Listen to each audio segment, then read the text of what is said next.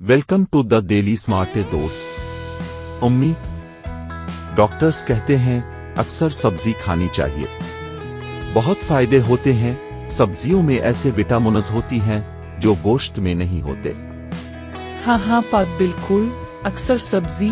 शुक्र है मेरे पति ने सब्जी का नाम लिया, इसको तो सब्जी नाम से ही चुना थी। भूखा रह लेता था, सब्ज छोटिए की तरफ देखता भी नहीं था।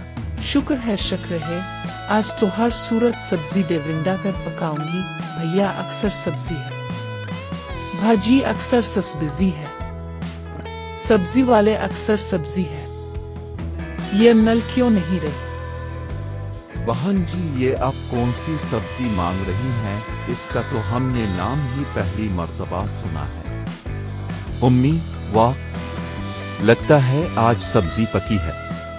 आज सब्जी तो पक्का ली है, लेकिन ताऊ जिस अक्सर का बोला था ना, पूरे मोहल्ले में ढूंढा, वो सब्जी कहीं मिली ही नहीं। कितने सादा और खरे लोग थे। खत्म होगी मजीद मिजाहिया शॉट के लिए चैनल को सब्सक्राइब